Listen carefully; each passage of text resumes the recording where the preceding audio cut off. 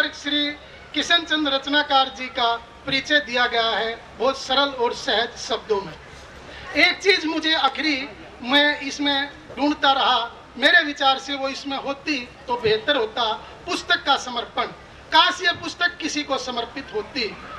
इसके बाद मुझे इसमें चित्रांकन मिलता है।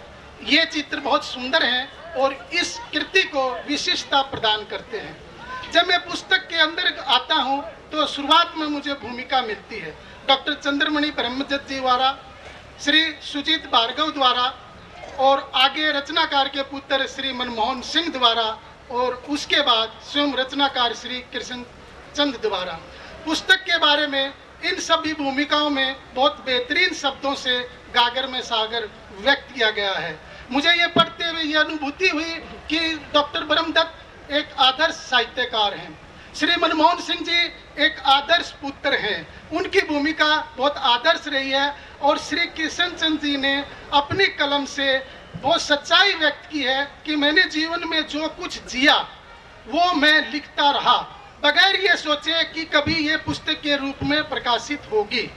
ये सच्चाई उनके द्वारा स्वीकार की गई है और आगे अनुक्रम के रूप में 40 रचनाएं इस पुस्तक में हैं। आपको ये पुस्तक मिलेगी, आप इसका अध्ययन करें, आपको आनंद आएगा। परंतु जो इसको ना पढ़ पाए वो संक्षेप में मैं बताना चाहूँगा। इस पुस्तक में कुछ 40 रचनाएं हैं, 40 कविताएं हैं। उनमें विषय वस्तु के दृष्टिकोण से आध्यात्मिकता है, धार्मिकता है, सामाजिकता है, पारिवारिकता है, नैतिकता है। इन मूल्यों पर आधारित ये रचना है। काव्य शैली की दृष्टि से ये पदबद्ध है, तुकांत कविताएं इसके अंदर समाहित हैं। भाषा के दृष्टिकोण से हिंदी और हरियाणवी का ये अद्भुत संगम है। सरल है, सहज है, पूर्णतः शुद्ध भाषा में लिखी गई कृति है। इसके बाद मैं अपनी विशिष्ट अनुभूति जो मुझे हुई संक्षेप में वो रखना चाहूँगा। इस पुस्तक को पढ़ते हुए मुझे ये अनुभूति हुई कि इसका रचनाकार एक संत है, एक आध्यात्मिक संत है। स्वामी विवेकानंद ने कहा था कि संत बनने के लिए जरूरी नहीं हिमालय पर्वत पे पहाड़ों पे बैठा जाए।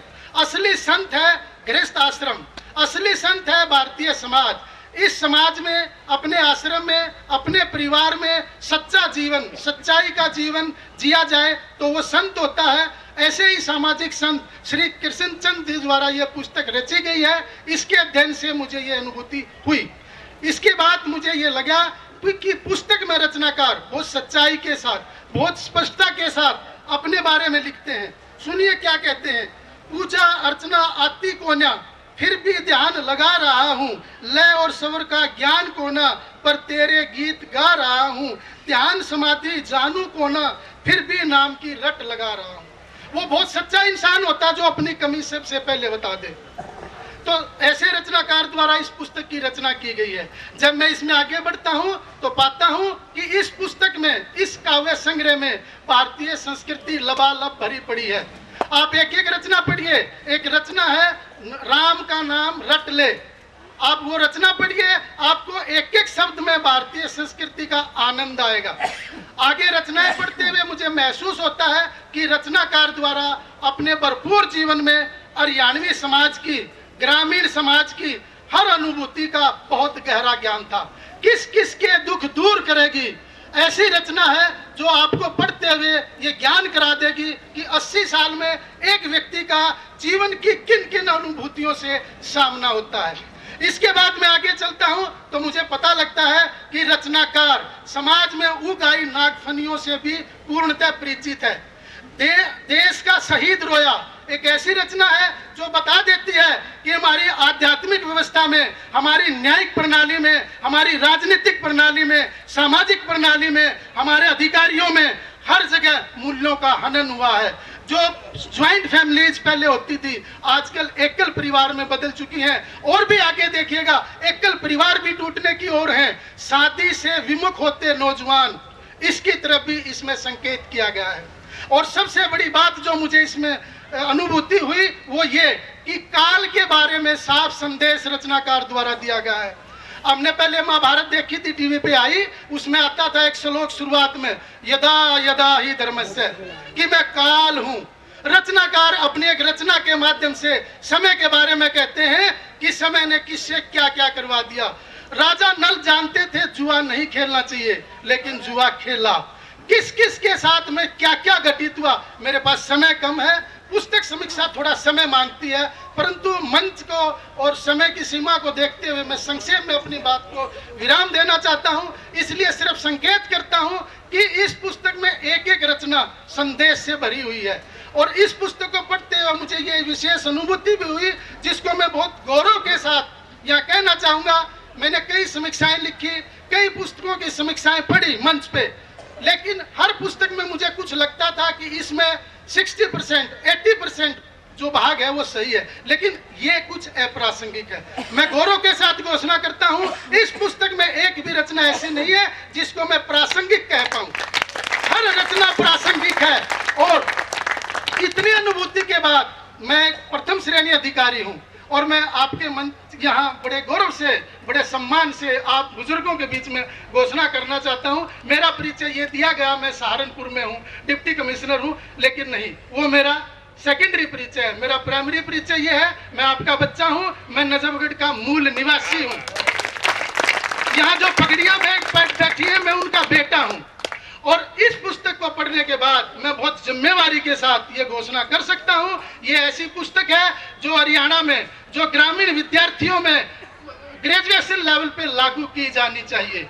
इसमें वो अनुभव भरे पड़े हैं जो 20 साल का नौजवान गलतियां करता है, ठोकरें खाता है 40 साल पे, 60 साल पे और 80 साल पे जाके उसको समझ आती है मैंने क्या क्या गलतियां की, लेकिन जिंदगी दोबारा मौका नहीं देती। एक बुजुर्ग ने 80 साल की उम्र में जाके वो पुस्तक लिखी है, जो 20 साल के नौजवान को जरूर पढ़ाई जानी चाहिए, ताकि वो गलतियां ना करे, वो गलतियों से ना सीखे, वो एक कलम से सीखे, एक पुस्तक से सीखे। इन्हीं भावनाओं के साथ मैं आप सबको प्रणाम करते हुए अपनी वाणी को विराम देता हूं, अपनी इन काव्य पंक्तियों के साथ कि मैं दिलों का दर्द लिखता हूँ, मैं दिलों का दर्द लिखता हूँ, मैं आंसुओं से गीत लिखता हूँ, मैं जमाने की दुश्मन धड़कती प्रीत लिखता हूँ, मैं माँ की अमर दुआएं, पत्नी की ठंडी आहें, मैं सरहद पर सिर कटाते अपने सैनिकों की जीत लिखता हूँ, मैं रावण को अपना दुश्मन श्री राम का चरित लिखता हूँ, मैं कवि हूँ, मैं कवि हूँ, मैं हर इंसान को अपना मीत लिखता हूँ। जय हिंद।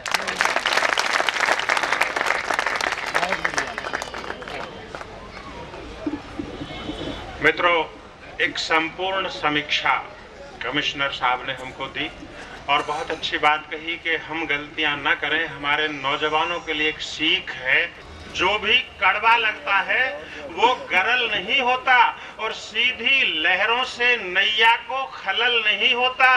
कुछ तो बात रही होगी उस कमरे में, यूं बेटी की हत्या करना सरल नहीं होता।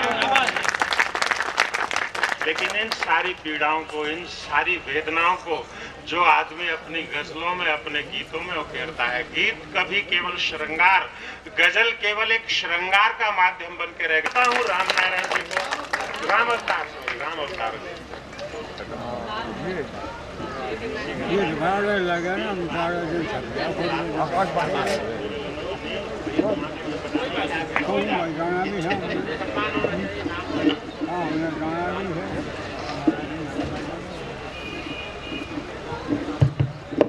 जी सर। चलो सुरेंद्र सार्थक जी। जी सर जी। 3 दिन से लगातार कविता पाठ कर रहे, रात को भी। तो नाम में क्या, खुद का नाम एक बार उनसे पूछा था, अपना नाम भूल गए थे, तो मेरा तो क्या याद रखेंगे। खैर, आप सारे, मैं तो कह नहीं सकता कि पता नहीं, मेरे दोस्त भी हैं, मेरे परम आदरणीय, मेरे पिता तुल्य भी है, और छोटे बच्चे भी हैं कुछ। लेकिन मैं जो आकृति देख रहा हूँ सामने, ये सब मुझे युवा लग रहे हैं, क्योंकि एक बार एक लड़की की सगाई की बात चल रही थी, शादी की, तो महिलाएं आपस में बैठी थी, वो बोल रही थी कि लड़का 65 साल का है, तो दूसरी लेडीज बोली लेकिन हरियाणा का है, तो फिर कहा कि ठीक तो चलेगा। तो हरियाणा का कवि सबकी, एक चांद तो नजर है सबकी, दूजा तीजा आशिक दिल। एक चांद तो नजर है सबकी, दूजा तीजा आशिक दिल, चौथे तुम हो गए मेहरबान, जिससे रोशन हुई महफिल। कि एक चांद तो नजर है सबकी, दूजा तीजा आशिक दिल, चौथे तुम हो गए मेहरबान, जिससे रोशन हुई महफिल। अब एक गजल के चंद शेर। जी जी, इरशाद। कि सारा वक्त का सौदा है, तुम वक्त के पक्के रहा करो। कि सारा वक्त का सौदा है, तुम वक्त के पक्के रहा करो। जब मैं छत पे होता हूँ, तुम भी छत पे रहा करो। बस आदरणीय 15-20 मिनट में हमें कार्यक्रम खत्म कर देंगे। 10 मिनट, लास्ट 10 मिनट। कोई नहीं, जो जाना चाह रहे हैं उनको। कवि तो फिर भी बैठे हैं, कवि रसिक में बैठे हैं, श्रोता बैठे हैं। कोई अपना एक पारंपरिक सामाजिक काम है, हाँ हाँ, वो बिल्कुल जाए। कवि श्रोता बैठे रहे जिन्हें कविता से प्यार है। कि सारा वक्त का सौदा है, तुम वक्त के पक्के रहा करो। जब मैं छत पे होता हूँ, तुम भी छत पे रहा करो। और क्या दिल है, क्या प्यार मोहब्बत, क्या हमसे लेना देना। कि क्या दिल है, क्या प्यार मोहब्बत, क्या हमसे लेना देना।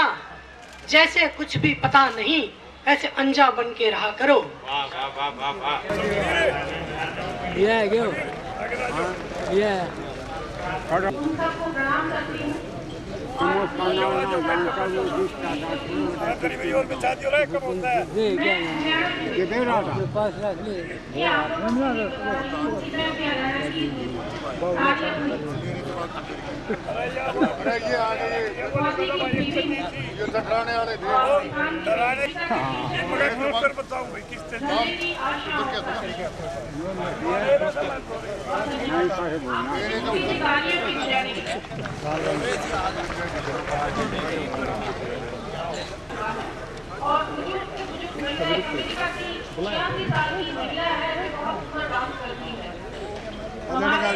एक बहुत नामी इंसान है, क्या मैं उनका नाम बताऊं कि उन्होंने रास्ता बना दिया था। ये सारे कारनामे किसी भी उम्र में हो सकते हैं, तो आप और हम कुछ भी कर सकते हैं। मेरी कविता है, धन्यवाद। तू घनेरी थोड़ा पीछे हो गई। तू घनेरी आशाओं का दीप बनकर मिल स्वयं से राह मेरा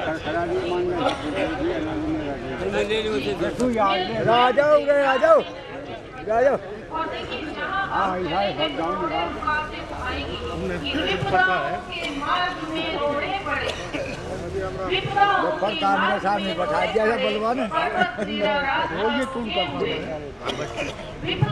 के रॉन्ग साइड हो जाएगा। निश्चय एक अडिग बना और घनेरी आशाओं का दीप बनकर मिल स्वयं राह में नया मीत बनकर।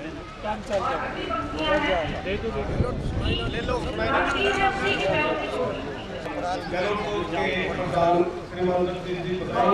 हमारे बीच में सभी जो भी गणमान्य व्यक्ति आए हैं, सात सम्मेलन के MP यहाँ के सांसद जी, उनका भी हम स्वागत करते हैं।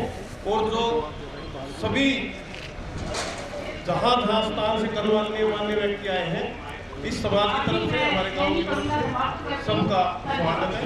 आगे कार्रवाई जल्दी शुरू करेंगे। उसके बाद पगड़ी रस्म के बाद श्रद्धांजलि सभा होगी मित्राओं गाँव की, उसके बाद वोट की गणना, और उसके बाद गुआंढी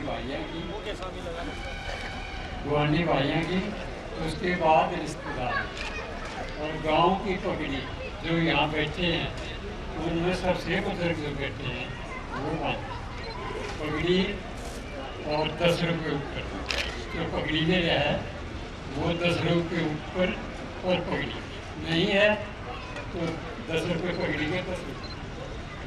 रिश्तेदार 100 रुपये है, ज़्यादा देने की कोशिश ना है, और पगड़ी शामिल। चलो जी, जो पगड़ी काम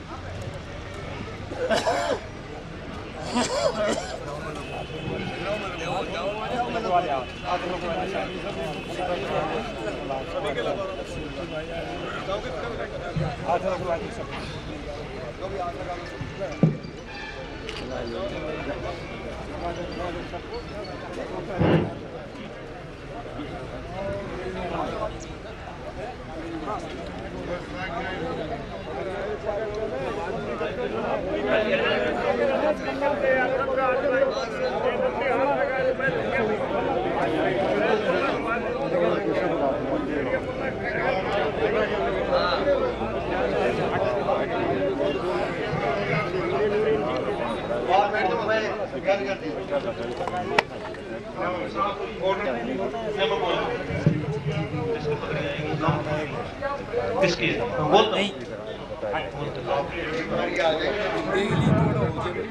पहले मित्रों गांव की पगड़ी और 10 रुपए आगे बोलो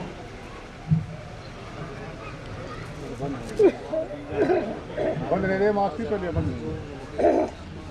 अब बंद हो तो सही बंद हो।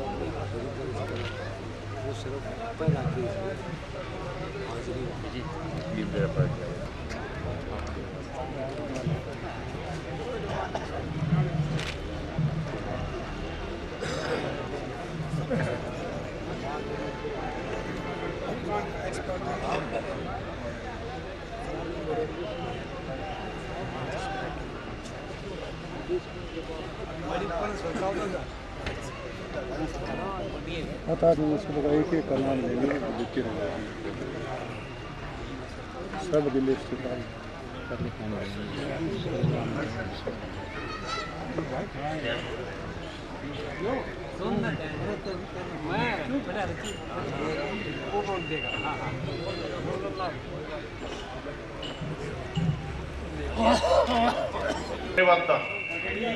पकड़े और 10 रुपए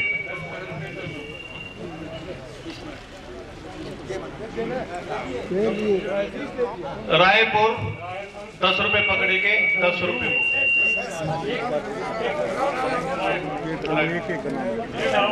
रेड हाउस पकड़े और 10 रुपए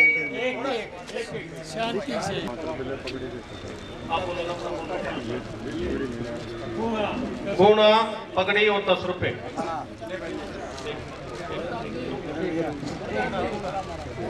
निजामपुर माजरा 10 रुपए पकड़ी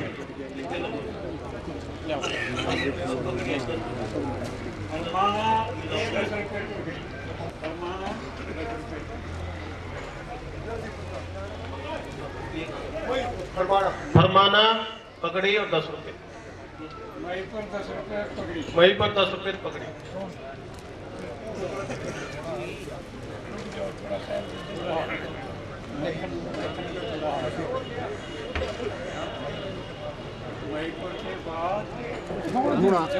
जोन दी 10 रुपए पकड़ी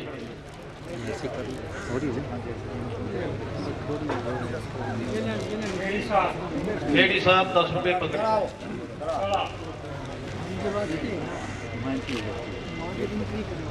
चलाओ 10 रुपए पकड़ी डाबड़ी 10 रुपए पकड़ी माजरी 10 रुपए पकड़ी के 10 रुपए को बड़ा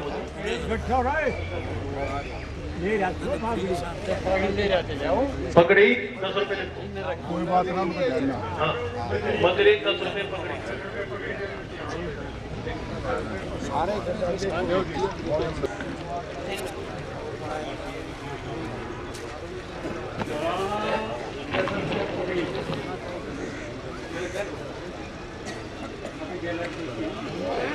और गोती भाई गैलोट है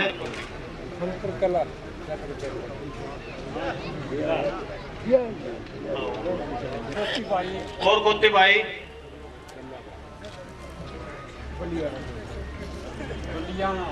बनियाना 10 रुपए पकड़ी के 10 रुपए वैसे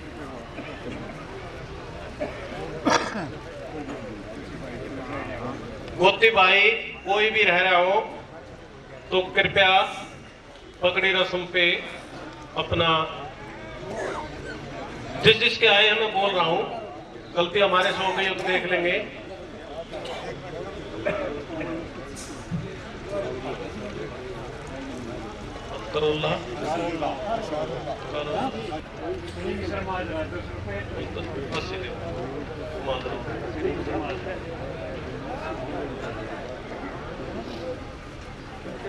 और कोई कोई भाई बच्चे हो तो वो पगड़ी दे दो ताकि आपके वंडी पाइए कि नहीं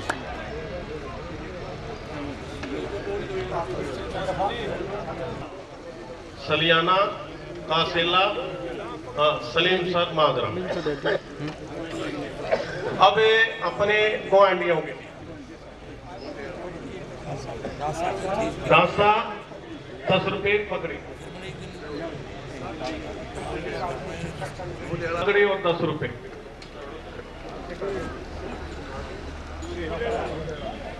जाड़ोता 10 रुपए 10 रुपए।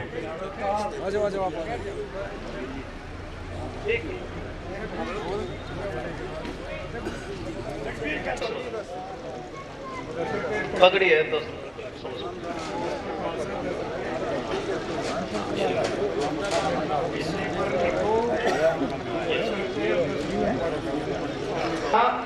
10 रुपए 10 रुपए।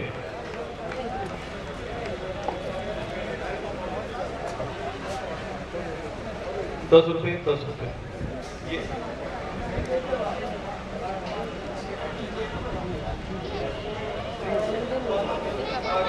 स्टेप आ गया जी। ये ब्लॉक ABCD पगड़ी और 10 रुपए को पालन वो आ गया। वो 10 में देखा है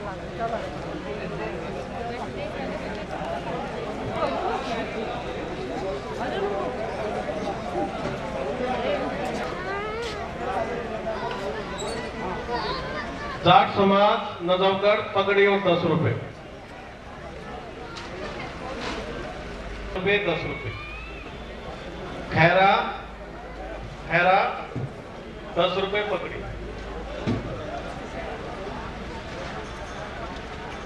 फीट मिलतपुर खैरा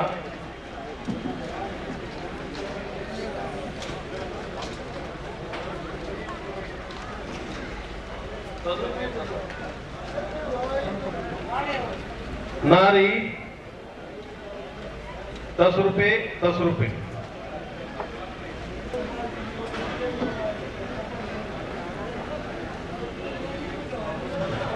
दौलताबाद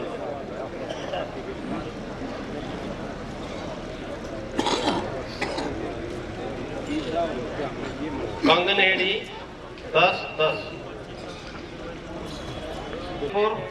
रुपए 10 रुपए।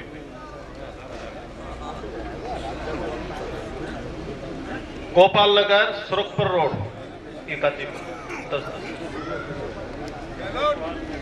सुरखपुर रोड।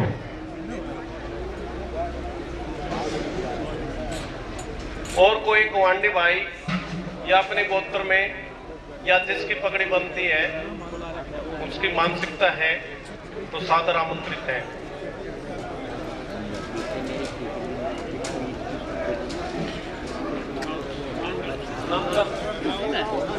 नंदल रोहतक लिखो जी। रोहतक नंदल गांव है और रोहतक लिख दो ना आप। रोहतक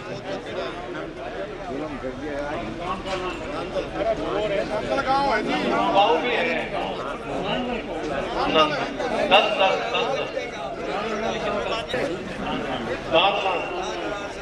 गाँव से लिखेंगे 10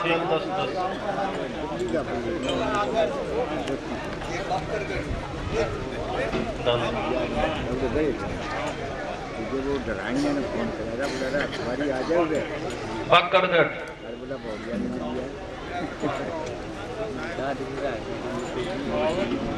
खावत 10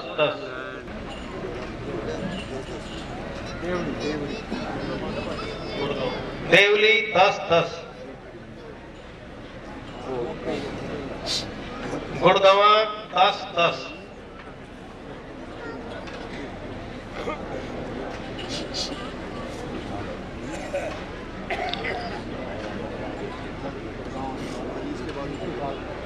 अब ये पगड़ी रस्म का कार्यक्रम है। कोई पुण्य निवेदन सबसे पहले नीम सराय से आएंगे।